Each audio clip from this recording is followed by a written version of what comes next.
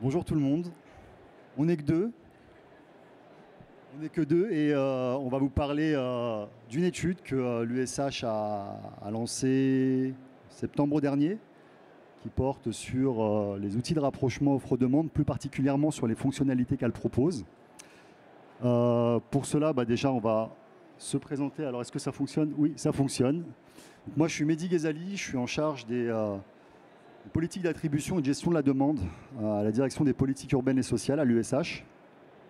Et Lucrèce, je te laisse te présenter. Bonjour à tous, donc moi je suis Lucrèce Legrand, consultante senior au sein du cabinet Habitat et Territoire Conseil. Et donc j'ai mené cette étude avec Mehdi depuis septembre. On nous entend bien? Ouais, merci. Alors au sommaire, on va parler. Déjà, on va vous rappeler les raisons pour lesquelles on a souhaité lancer cette étude, en fait, qui est une actualisation d'une étude déjà menée en 2021. Lucrèce vous présentera la méthodologie, le panorama des fonctionnalités des solutions ici qui sont disponibles aujourd'hui sur le marché, avec un zoom sur les fonctionnalités clés, besoins exprimés par les bailleurs. Et puis, pour conclure, on parlera des défis qui se présentent à nous, bailleurs, et les perspectives que l'on peut envisager.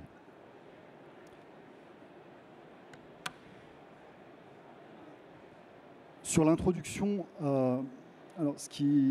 ça n'a échappé à personne, la réglementation qui s'applique à l'accès au logement social a fortement évolué ces dernières années, notamment avec la mise en œuvre de la réforme des attributions, initiée par Allure, poursuivie par Égalité Citoyenneté, la loi Elan, 3DS. Et chaque organisme doit conduire ses attributions en tenant compte d'objectifs par public, par réservataire, par territoire et par quartier. Tout cela a fortement complexifié l'exercice des métiers liés à l'attribution. On peut citer notamment la gestion en flux des droits de réservation, qui impacte directement la relation entre le bailleur et ses réservataires, qui impacte aussi les process, l'organisation de la gestion des attributions. Les équipes en charge doivent dorénavant prendre en compte des objectifs contractuels qu'on va retrouver au sein des conventions signées entre bailleurs et réservataires. Et tout ça en préservant bien évidemment donc les équilibres de peuplement. On va en reparler des équilibres de peuplement, puisque c'était également aussi un souci qu'on avait dans le cadre de cette étude. On parle beaucoup d'objectifs d'attribution, donc objectif d'alloué public prioritaire, objectif premier quartile de revenus. Mais tout ça, effectivement, doit se faire en veillant aux équilibres de peuplement. Et donc, on avait effectivement ce souci-là dans le cadre de cette étude. Vous dire également aussi que cette étude, donc, elle avait été réalisée en 2021 une première fois, que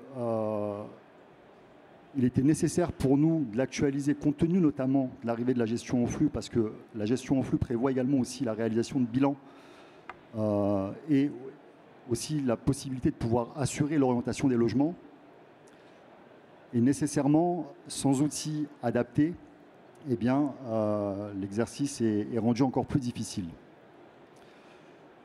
Donc aujourd'hui, ce qu'on va vous proposer, ce n'est pas une étude de marché sur les solutions de rapprochement offre-demande, donc je vous l'annonce.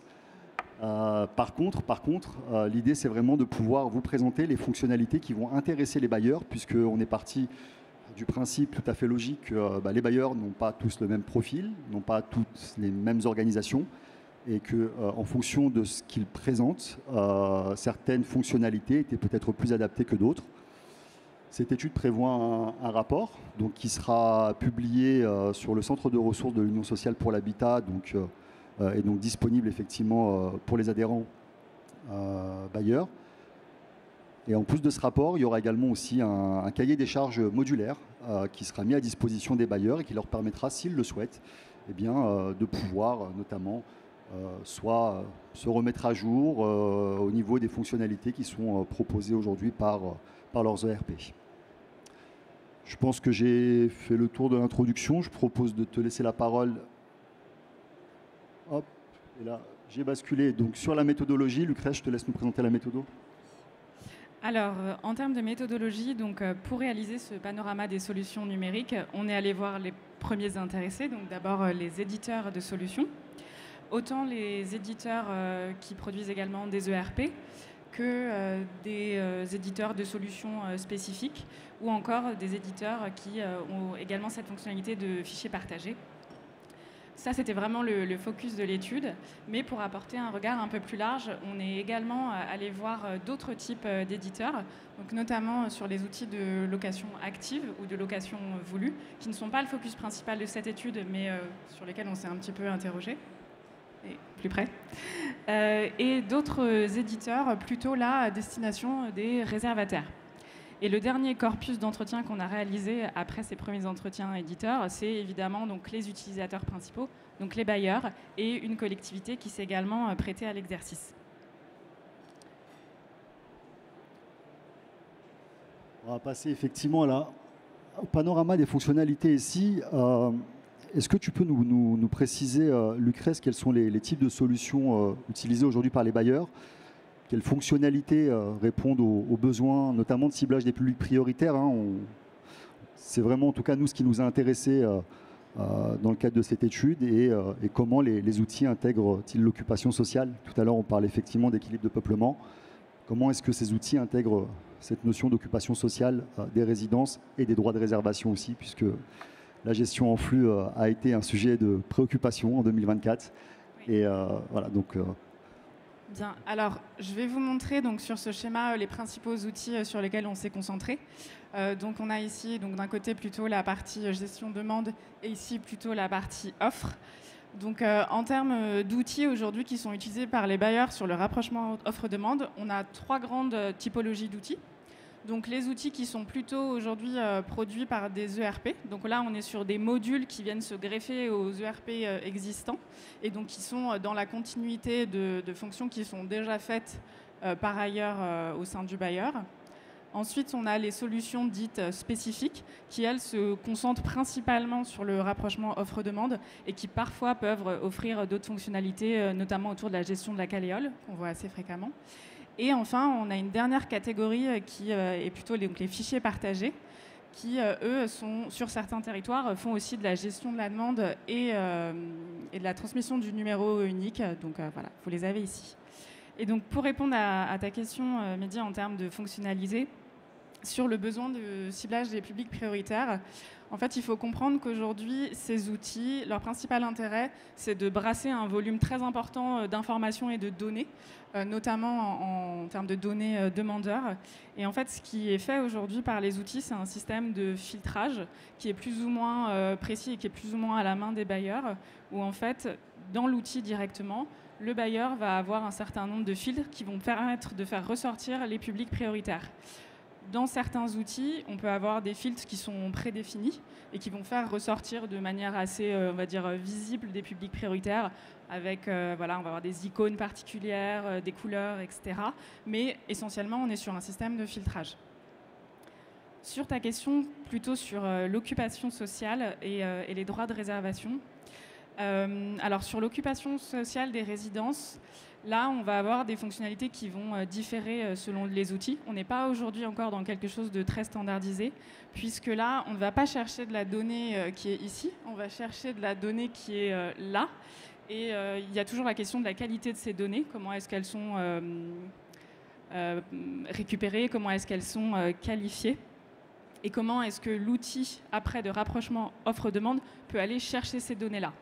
Donc aujourd'hui, c'est sur l'occupation sociale des résidences, certains outils proposent des modules. C'est quelque chose qui est en train de pas mal se développer, mais on ne peut pas dire que c'est vraiment standardisé. Et en revanche, sur les droits de réservation, depuis le passage à la gestion en flux, on est vraiment sur quelque chose qui s'est généralisé. Et on est sur du paramétrage de la convention, en fait, tout simplement dans l'outil, qui va permettre ensuite de suivre au fur et à mesure les droits de réservation pour chaque convention. Et sur les attentes récurrentes exprimées par les bailleurs? Sur les fonctionnalités? Sur les fonctionnalités, oui. Sur les fonctionnalités, on est vraiment sur des attentes en termes de gain de temps dans la qualification. C'est vraiment ça aujourd'hui qui est revenu le plus. et aussi pas mal d'attentes en termes de pilotage. Donc d'une part, on va avoir tout ce qui est pilotage opérationnel, donc c'est-à-dire plutôt pour on va les appeler les chargés d'attribution. Comment est-ce que ces personnes peuvent suivre au quotidien leur activité, donc en termes de nombre de dossiers en cours, de nombre de dossiers passés en commission, comment est-ce que les droits de réservation aussi avancent par convention. Et ça, pareil, c'est plutôt développé aujourd'hui. Soit directement dans l'outil qui peut produire des sortes de mini tableaux de bord pour chaque chargé d'attribution, soit en proposant des extractions qui sont derrière travaillées par les bailleurs. En revanche, là où on a eu beaucoup de besoins qui ont été exprimés et qui ne sont pas totalement satisfaits aujourd'hui, c'est sur le pilotage dit plutôt stratégique. Donc c'est vraiment comment est-ce que ces outils vont pouvoir apporter des données un peu plus macro, un peu plus précises sur certaines données, notamment on parlait de mixité sociale, d'occupation sociale des résidences, des données aussi sur les mutations. Et ça, c'est des choses qui aujourd'hui ne sont pas complètement abouties dans les outils et qui sont une vraie attente des bailleurs. Et du coup, est-ce que, notamment sur les attentes, et on vous propose tout de suite peut-être de passer sur les 4 fonctionnalités clés qui ont été identifiées dans le cadre de cette étude. Sur les attentes, on parle en effet donc, justement d'identification des publics prioritaires. Donc c'est vraiment comment dire, l'objectif principal en matière d'attribution pour les bailleurs, le matching entre logements disponibles et critères de demande et de cotation. Et bien évidemment, tout à l'heure on évoquait la gestion en flux, l'aide finalement à l'orientation des logements et la réalisation des bilans aussi. Est-ce que tu peux nous en dire quelques mots ? Alors, c'est la fonctionnalité, on va dire, essentielle des outils de rapprochement offre-demande. C'est vraiment celle qui est clé aujourd'hui pour les bailleurs. Je ne vais pas dire que c'est simple, mais en fait, vous avez d'un côté les données demandeurs, donc qui sont qualifiées à partir des importations du SNU, qui peuvent être ensuite affinées par le bailleur à partir d'entretiens auprès des demandeurs, etc. D'un autre côté, vous allez avoir les données offres, qui de la même façon peuvent être qualifiées en interne. Et vous allez avoir ensuite donc, ce que je vous expliquais en termes de filtrage qui vont pouvoir permettre de faire ressortir certaines demandes par rapport à certains critères qui ont été préidentifiés. Donc notamment, voilà, vous avez les critères à l'affichage. Mais ça permet aussi de faire ressortir des critères liés à la cotation. Donc la majorité, même tous les outils aujourd'hui permettent de faire ressortir les cotations EPCI, mais aussi les cotations propres aux bailleurs s'ils le souhaitent, pour vraiment participer à cette aide à la décision. Et c'est là que le matching se fait concrètement. On peut peut-être zoomer sur la première fonctionnalité. L'autre ? La deuxième ? Donc sur le matching entre logement disponible et critères de demande, c'est un peu ce que je viens de vous expliquer. On va avoir données logement d'un côté, données demandeurs de l'autre. Un rapprochement qui se fait via l'outil qui permet de préqualifier et qui peut aussi avoir un préclassement des candidats. Mais on est plutôt sur de la préqualification et du préclassement. On a ensuite après tout le travail derrière qui est effectué par les chargés d'attribution pour préciser ces demandes. Ça marche pas. Voilà. Sur une autre fonctionnalité clé qui est plutôt l'aide à la gestion des flux et des objectifs, on a encore une fois ces données d'entrée qui sont qualifiées, qui sont préqualifiées par l'outil. Et là, on va avoir ce que je vous disais tout à l'heure en termes d'interface, des interfaces opérationnelles qui vont permettre vraiment d'avoir un suivi en temps réel, donc qui est plutôt destiné aux opérationnels sur voilà, comptage par réservataire, une ventilation QPV hors QPV. Parfois des tableaux de bord et des alertes aussi pour permettre de suivre ces indicateurs-là. Et en termes de pilotage, on va avoir, c'est plutôt des fonctionnalités qui sont en train de se construire, des tableaux de reporting réglementaire autour de la Caléole, autour du suivi des conventions sur un effet plutôt macro, et qui en fait doivent à terme permettre d'accompagner le bailleur dans l'orientation de sa stratégie d'attribution. Aujourd'hui, on peut dire que, notamment sur cette aide à la gestion en flux, les outils existants apportent finalement, on va dire, satisfaction. En tout cas, enfin, les éditeurs répondent en tout cas à ce besoin qui a été exprimé. Sur la gestion en flux, les outils sont quand même aujourd'hui plutôt facilitants parce qu'on est parfois sur un volume de conventions important et ils vont apporter ce classement, ce suivi au quotidien qui aujourd'hui apportent satisfaction. En revanche, je dirais qu'on est encore peut-être un peu trop tôt pour voir comment dans la durée et sur cette partie plutôt stratégique aujourd'hui ça se concrétise.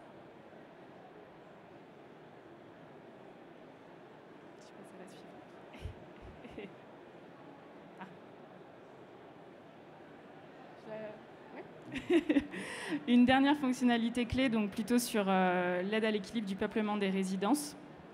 Ça, c'est pareil, c'est quelque chose qui est encore plutôt en construction selon les outils, puisqu'on va se retrouver confronté à cette même problématique de qualification des données. C'est-à-dire que pour que l'outil fonctionne, il faut qu'il ait des données qualitatives qui sont entrées et vérifiées. Et ça, c'est aujourd'hui un vrai sujet pour les organismes, mais qui peut à terme permettre d'avoir un vrai regard sur quelque chose, donc l'offre et la demande, mais l'offre dans un sens plus global pour le bailleur et pas uniquement sur le logement. Et c'est comme ça que ça fonctionne aujourd'hui. C'est vrai que pour le coup, nous en tout cas, on insistait fortement sur cette notion de prise en compte et d'aide aux équilibres de peuplement, puisque les EPCI, chefs de file des politiques d'attribution, peuvent réaliser un diagnostic d'occupation sociale sur leur territoire. Et ça se fait généralement, en tout cas avec les bailleurs, puisque du coup, il faut pouvoir communiquer de la donnée.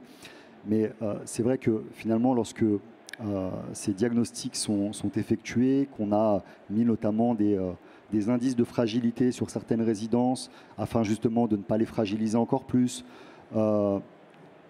si derrière ce diagnostic peut permettre de pouvoir orienter finalement les attributions, c'est ce que, en tout cas, expriment les bailleurs.